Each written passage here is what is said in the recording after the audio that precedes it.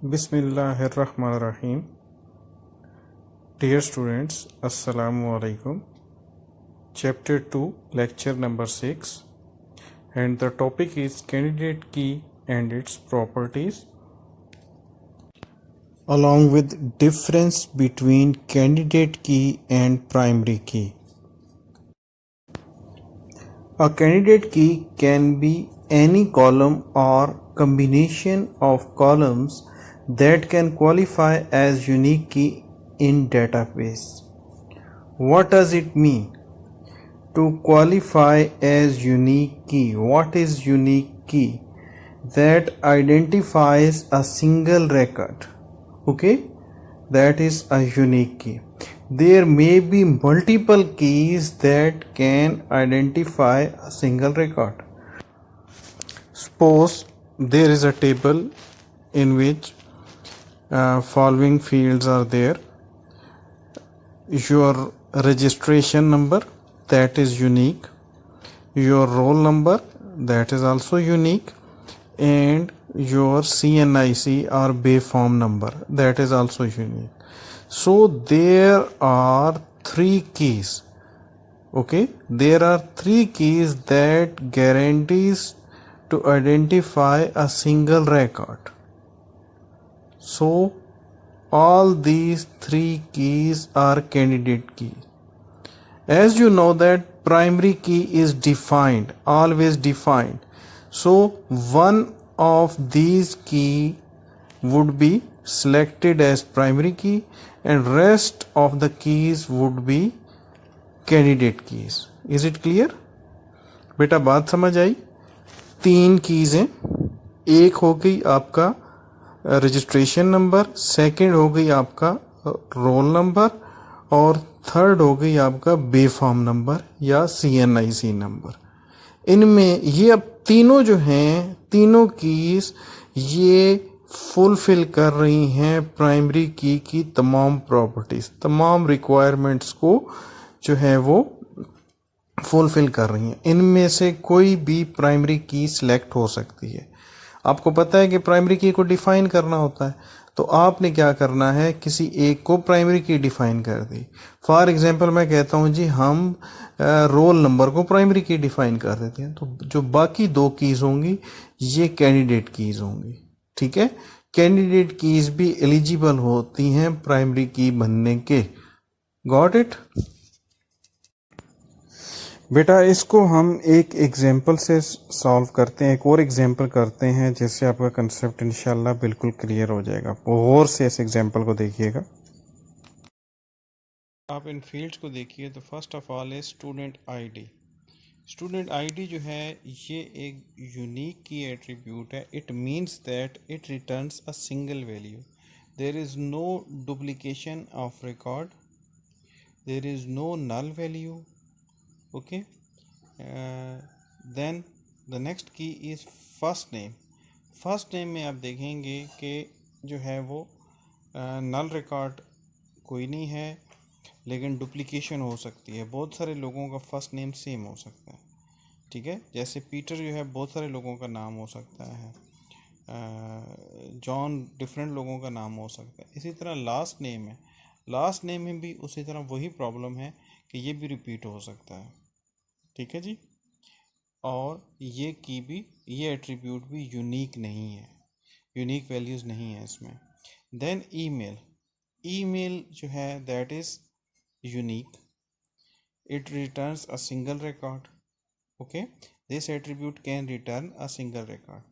More over year of birth, बहुत सारे लोगों का ईयर ऑफ बर्थ सेम हो सकता है. जैसे देखें आप कि स्टूडेंट्स जो है फर्स्ट रिकॉर्ड, इसका ईयर ऑफ बर्थ और इसका ईयर ऑफ बर्थ सेम है.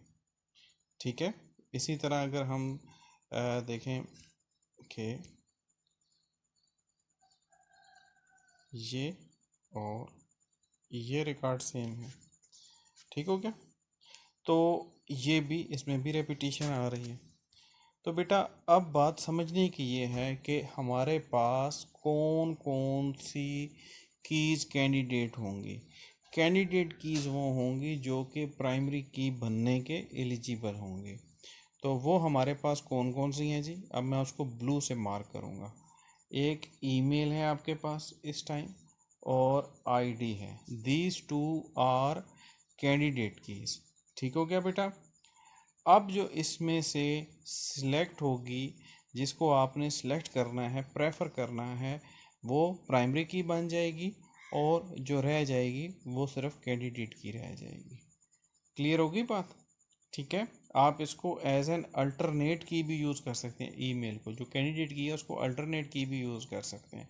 किसी को अपना रोल नंबर याद नहीं है, वो अपना ईमेल बताएगा, उससे भी डाटा एक्सेस कर सकते हैं। मैं इस टेबल के रेफरेंस से बात कर रहा हूँ। हमने एक और जो एग्जांपल मैंने आपको वर्बली बताई थी, मैंने उसमें बताया था कि आपका roll number, registration name, registration number और आपका आईडी कार्ड, ये 3 फील्ड हो सकती हैं। इसमें से जो है वो एक प्राइमरी की बन जाती है। फॉर एग्जांपल हम रोल नंबर को प्राइमरी की बना रहे थे। अब किसी को रोल नंबर याद नहीं है तो वो क्या करेगा? वो कैंडिडेट कीज़ को यूज़ करके अपने रिकॉर्ड को एक्सेस कर लेगा। ठीक है। फॉर एग्जांपल किसी को रोल नंबर याद नहीं है तो वो क्या करेगा? CNIC बताएगा, उसका हम रिकॉर्ड एक्सेस कर लेंगे। क्लियर होगी बात? लेकिन प्राइमरी की सिर्फ एक होगी और प्राइमरी की को डिफाइन करना पड़ता है। वो क्लियर होगा, ठीक है, डिज़ाइन टाइम पे क्लियर होगा। कैसे क्लियर होगा जी? ये हमारी प्राइमरी की है, उसके नीचे लाइन लगी होगी, ठीक है, ये प्राइमरी की है। और जब आप इसको डिज़ाइन करेंगे तो उस वक्त क्या करेंगे? आप जो की का निशान है डेटाबेस से, उसको प्रेस कर देंगे। ठीक हो गया बेटा?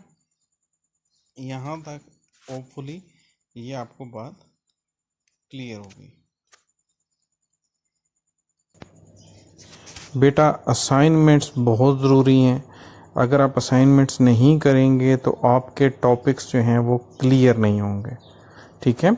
सो today's assignment is to make a table having different attributes, mixed attributes. Some of the attributes should access a single record, means that they are unique attributes, and some of the attributes are non-unique attributes. Okay, then you will identify primary key from the table. So you will do this in 2 steps. First of all, you will identify candidate keys and then select a primary key among those candidate keys, and there should be proper and valid reasons of selecting the primary key. Is it clear? बेटा मैं फिर repeat कर देता हूँ। आप लोगों ने एक टेबल बनाना है जिसमें डिफरेंट फील्ड्स होंगे, यानी कि डिफरेंट एट्रीब्यूट्स होंगे, और आपने इस तरह एट्रीब्यूट्स बनाने हैं कि कुछ ऐसे एट्रीब्यूट्स हों जो प्राइमरी की तमाम शराइत को पूरा कर रहे हों, और कुछ एट्रीब्यूट्स ऐसे होंगे जो कि प्राइमरी की नहीं बन सकते। अब आपने क्या करना है? उनमें से आपने कैंडिडेट कीज़ को उठाना है, ठीक है, और फिर आपने तीसरे स्टेप में बताना है कि इन कैंडिडेट कीज़ में से ये मेरी प्राइमरी की है और उसकी रीज़न ये है।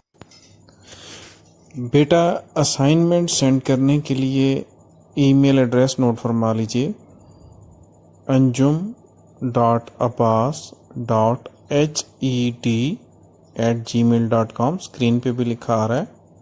ठीक है बेटा, थैंक यू, अल्लाह हाफिज़।